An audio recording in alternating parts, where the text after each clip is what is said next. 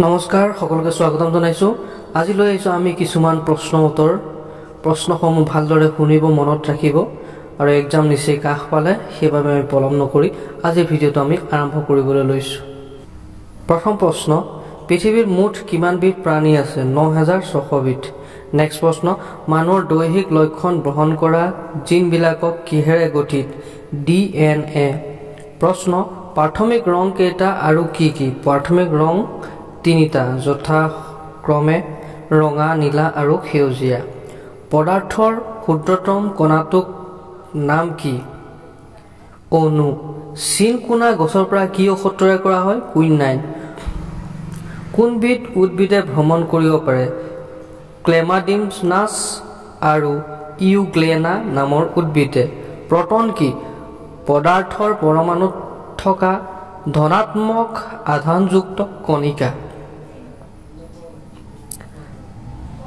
আটাইতকৈ পাতল গেছ কোনটো হাইড্ৰোজেন সূৰ্য শক্তিৰ প্ৰধান উৎস কি সূৰ্য মানুহৰ শৰীৰত কেশী আছে 639 ডাল কোনবিধ স্তন্যপায়ী প্ৰাণী উৰিব পাৰে বাদুলি বিশ্বৰ প্ৰথম টেষ্ট টিউব শিশুটোৰ নাম কি দুৰ্গা 1996 চনৰ 6 আগষ্টত জন্ম হয় মানুহৰ মূৰটো কিমান ইউৰন থাকে প্ৰায় 14 কোটি কোনবিধ মাছ অতি দ্ৰুতগামী সেলফিশ প্ৰতি ঘণ্টাত 109.7 কিলোমিটাৰ মানুহৰ শৰীৰৰ সাধাৰণতে কিমান পৰিমাণৰ তেজ থাকে গড়ে 5 লিটাৰ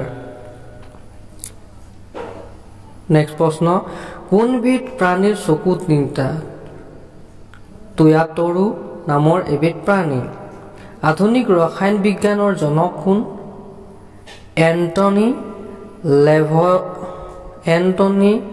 লেভয়ছিয়াৰ প্ৰাণীৰ দেহত হৰমোন সৃষ্টিকাৰী গ্ৰন্থি কি এণ্ড্ৰোক্ৰাইন গ্ৰন্থি জন্মৰ সময় এটা স্বাভাৱিক শিশুৰ ওজন কিমান 2.6 কিলোগ্ৰাম পৃথিৱীৰ তুলনাত সূৰ্য কিমান ডাঙৰ প্ৰায় 13 লাখ গুণ ডাঙৰ মানুহৰ তেজৰ ৰং ৰঙা হয় কিয় মানুহৰ তেজৰ থকা হিমোগ্লোবিন নামৰ পদাৰ্থবিধৰ বাবে পৃথিৱীৰ আটাইতকৈ ডাঙৰ প্ৰাণীবিধ কি নীলাতিমি 30 মিটাৰ দীঘল ওজন প্ৰায় 6500 কিলোগ্ৰাম প্ৰশ্ন পৃথিৱীৰ আটাইতকৈ পুৰণি উদ্ভিদ কি শেলাই কোনে কোৱাণ্টাম সূত্ৰ আৱিষ্কাৰ কৰে মেক্স প্লাংক কোন প্ৰাণীয়ে ভয় পালে নেজডাল এৰি পলায় জেঠি একমাত্ৰ কোনবিধ প্ৰাণীয়ে চিত হৈ শুব পাৰে মানুহ এজন সুস্থ মানুহৰ দেহত তেজৰ গতিবেগ কিমান ঘণ্টাত প্ৰায় 11 কিলোমিটাৰ সূৰ্যৰ পোহৰত 7টা ৰং আছে বুলি কোনে প্ৰমাণ কৰে ছাৰ আইজাক নিউটনে সোডা পানীৰ বৈজ্ঞানিক নাম কি কাৰ্বনিক এচিড প্ৰশ্ন কোনবিধ প্ৰাণীয়ে পানী নাখায় কৃষ্ণসাৰ মৃগ কোনবিধ প্ৰাণীৰ জীৱনকাল আটাইতকৈ বেছি কাছৰ প্ৰায় 120 বছৰ জীয়াই থাকে কোনবিধ প্ৰাণীয়ে ভৰিৰে কণী উমনি দিয়ে পেঙ্গুইনে আটাইতকৈ ডাঙৰ পক্ষী কোনবিধ অষ্ট্ৰিচ প্ৰায় 156 কিলোগ্ৰাম কোন চৰায়ে পিছলৈ উৰিব পাৰে হামিংবাৰ্ড সমগ্ৰ জীৱ জগতক প্ৰধানকৈ কেইটা ভাগত ভাগ কৰা হৈছে দুটা উদ্ভিদ আৰু প্ৰাণী জীৱ কাক কয় যাৰ জীৱন আছে তাকে জীৱ বুলি কোৱা হয় অক্সিজেনৰ উতলাংক কিমান 1,82,976 সেন্টিগ্ৰেড নিষ্ক্ৰিয় গেছ কোনবিধ আৰ্গন নেক্সট প্ৰশ্ন লাফিং গেছ কি নাইট্ৰাছ অক্সাইড আটাইতকৈ পাতল পদাৰ্থ কি লিথিয়াম আটাইতকৈ বিষাক্ত মৌলবিধৰ নাম কি প্লুটোনিয়াম জীৱ বিৱৰ্তনৰ জনক কোন চাৰ্লছ ডাৰউইন আটাইতকৈ গধুৰ পদাৰ্থ কি ইউৰেনিয়াম নেক্সট প্ৰশ্ন কিমান চনত ইষ্ট ইণ্ডিয়া কোম্পানীয়ে ইংলেণ্ডৰ মহাৰাণীৰ পৰা ভাৰতলৈ বেহা বেপাৰ কৰিবলৈ অনুমতি পায় 1600 চনত ভাৰতত বেপাৰ বাণিজ্য কৰিবলৈ ইষ্ট ইণ্ডিয়া কোম্পানীৰ প্ৰতিদ্বন্দ্বী হিচাপে কোনটো কোম্পানী গঠন হৈছিল নিউ ইণ্ডিয়া 1709 চনত ইংলেণ্ডৰ ইষ্ট ইণ্ডিয়া কোম্পানী আৰু নিউ ইণ্ডিয়া কোম্পানী মিলিত হৈ এটি নতুন সংগঠন জন্ম হয় সেই নতুন বাণিজ্যিক সংগঠনৰ নাম কি the honourable east India company চমুকৈ ইষ্ট ইণ্ডিয়া কোম্পানী ইংৰাজসকলৰ পিছত কোন জাতি ভাৰতবৰ্ষলৈ বেপাৰ কৰিবলৈ আহে ফৰাচীসকল নেক্সট প্ৰশ্ন কিমান চনত ইংলেণ্ডৰ পাৰ্লিয়ামেণ্টে ইংলেণ্ডৰ সকলো লোককে ভাৰতত বেপাৰ কৰিবলৈ এখন চনেট জাৰি কৰে 1698 খ্ৰীষ্টাব্দত প্ৰশ্ন ভাৰতবৰ্ষৰ অহা ফৰাচী ব্যৱসায়িক সন্থাটোৰ নাম কি ফৰাচী ইষ্ট ইণ্ডিয়া কোম্পানী ফৰাচী ইষ্ট ইণ্ডিয়া কোম্পানী কোন চনত গঠন হয় 1664 চনত কিমান চনত পলাচী যুদ্ধ সংঘটিত হৈছিল 1757 চনত পলাচী যুদ্ধত বংগৰ নবাব সিৰাজউদ্দৌলাক কোনে বিশ্বাসঘাতকতা কৰিছিল সেনাপতি মীৰ জাফৰে ভাৰতত ইংৰাজ আৰু ফৰাচীসকলৰ মাজত শেষ যুদ্ধখন ক'ত হৈছিল ৱাণ্ডিৱাছত 1760 চনত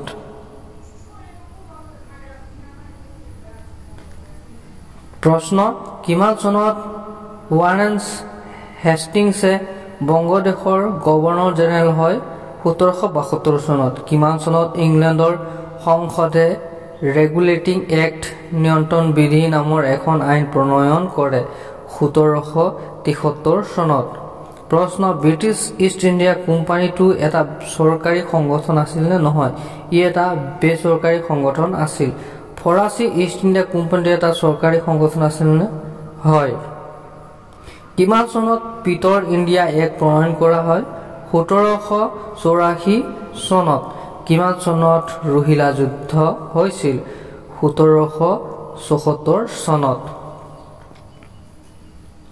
কিমান চনত শ্ৰীৰংগপট্টমৰ সন্ধি সংঘটিত হৈছিল 1792 চনত প্ৰশ্ন কোনজন ইংৰাজ গভৰ্ণৰ জেনেৰেলে ভাৰতত বৈশ্যতামূলক মিত্ৰতা নীতি গ্ৰহণ কৰিছিল লৰ্ড ৱেলেছলি উত্তৰ লৰ্ড ৱেলেছলি প্ৰশ্ন কোনখন যুদ্ধৰ পিছত মহীশূৰ ৰাজ্যৰ পতন হয় চতুৰ্থ মহীশূৰ যুদ্ধৰ পিছত কোনজন ইংৰাজ গভৰ্ণৰ জেনেৰেল ভাৰতত ৰাজনৈতিক দিশত নিৰপেক্ষ নীতিৰ সমৰ্থন কৰিছিল ছাৰ জনছৰ কিমান চনত মাৰ্কুইছ ডুপ্লে পণ্ডিচেৰীৰ শাসনকৰ্তা হৈ আহে 1742 চনত প্ৰশ্ন এনেলছ এণ্ড এণ্টিকুইটিজ অফ ৰাজস্থান গ্ৰন্থখন কোনে ৰচনা কৰিছিল জেমছ টড ব্ৰিটিছ ভাৰতত কোনে চিৰস্থায়ী বন্দোবস্তি কৰিছিল লৰ্ড কৰ্ণৱালিছ প্ৰশ্ন কিমান চনত লৰ্ড কৰ্ণৱালিছে চিৰস্থায়ী বন্দোবস্তি কৰিছিল 1789 চনত কোনে প্ৰতিবেশী ৰাজ্যবিলাকৰ পৰা চৌথ আৰু সৰ্দেশমুখী কৰ আদায় কৰিছিল মাৰাঠাসকলে কোনজন ইংৰাজ গভৰ্ণৰ জেনেৰেলে কলিকতাত মেডিকেল কলেজ স্থাপন কৰিছিল লৰ্ড উইলিয়াম বেণ্টিংকে কিমান চনত অমৃতসৰ সন্ধি সংঘটিত হৈছিল 1809 চনত কোনজন ইংৰাজ গভৰ্ণৰ জেনেৰেলৰ শাসনকাল বিভিন্ন সংস্কাৰৰ বাবে বিখ্যাত লৰ্ড উইলিয়াম বেণ্টিং ভাৰতত কোনে সতীতা প্ৰথা নিবাৰণ কৰে লৰ্ড উইলিয়াম বেণ্টিংকে ভাৰতত কোনে ঠগসকলক দমন কৰে লৰ্ড উইলিয়াম বেণ্টিংকে কোনজন বিদেশী পৰ্যটকে শিখসকলৰ নেতা ৰঞ্জিত সিঙক নেপোলিয়ন পুৰ্ণপাৰ্টছ ক্ষুদ্ৰ সংস্কৰণ বুলি কৈছিল উত্তৰ ফৰাচী পৰ্যটক জেকুমে কোনজন ইংৰাজ গভৰ্ণৰ জেনেৰেলে ভাৰতত প্ৰথমে ডাক বিভাগ স্থাপন কৰে লৰ্ড ডেলহাউচি প্ৰশ্ন কোনে প্ৰথমে ভাৰতত বিজুলী ডাকৰ প্ৰচলন কৰে লৰ্ড ডেলহাউচিয়ে নেক্সট প্ৰশ্ন কিমান চনত ডেলহাউচিয়ে বিজুলী ডাকৰ প্ৰচলন কৰে 1854 চনত কাক সংবাদ মাধ্যমৰ স্বতন্ত্ৰতা প্ৰদানকাৰী বুলি জনা যায় লৰ্ড চাৰ্লছ মেটকাফ কোনে ভাৰতৰ প্ৰথম ৰেলপথ নিৰ্মাণ কৰিছিল? Lord Dalhousie. কোনে ভাৰতত চৰ্ত বিলোপ নীতি প্ৰৱৰ্তন কৰিছিল? Lord Dalhousie. প্ৰশ্ন, লৰ্ড ডেলহাউসিয়ে সৰ্বপ্ৰথমে চৰ্ত বিলোপ নীতি কোনখন ভাৰতীয় ৰাজ্যৰ ওপৰত নিয়োগ কৰিছিল? চাটাৰ ৰাজ্য। কিমান চনত ভাৰতত প্ৰথম ৰেলপথ নিৰ্মাণ হৈছিল? 1853 চনত। ভাৰতত ইংৰাজ শাসনৰ বিৰুদ্ধে প্ৰথম কিমান চনত বিদ্ৰোহ হৈছিল? 1857 চনত চিপাহী বিদ্ৰোহ। চিপাহী বিদ্ৰোহৰ তৎকালীন কাৰণ কি আছিল? এনফিল্ড ৰাইফলৰ ব্যৱহাৰ। কানপুৰত চিপাহী বিদ্ৰোহৰ নেতৃত্ব কোনে কৰিছিল? নানা চাহেবে। মধ্য ভাৰতত চিপাহী বিদ্ৰোহৰ নেতৃত্ব কোনে দিছিল? ঝান্সী ৰাণী লক্ষ্মীবাই। কেতিয়াৰ পৰা ভাৰতৰ শাসনভাৰ ইংলেণ্ডৰ সংসদৰ হাতলৈ যায়? 1858 চনৰ পৰা। চিপাহী বিদ্ৰোহৰ সময়ত বিদ্ৰোহীসকলে কাক ভাৰতৰ সম্ৰাট বুলি ঘোষণা কৰিছিল? মোগল সম্ৰাট দ্বিতীয় বাহাদুৰ শ্বাহ। চিপাহী বিদ্ৰোহৰ প্ৰথম শ্বহীদ কোন? মংগল পাণ্ডে। মণিপুৰৰ সেনাপতি ত্ৰিকেন্দ্ৰজিতক ইংৰাজে কিমান চনত ফাঁচি দিয়ে? 1891 চনত। 1858 চনৰ ভাৰত শাসন আইন অনুসৰি ভাৰতৰ গভৰ্ণৰ জেনেৰেলক কি উপাধি প্ৰদান কৰা হয়? ভাইচৰ ৰাজ প্ৰতিনিধি। ব্ৰিটিছ ৰাজত্বকালত কোনখন চহৰ ভাৰতৰ গ্ৰীষ্মকালীন ৰাজধানী হিচাপে ব্যৱহাৰ কৰা হৈছিল? চিমলাক।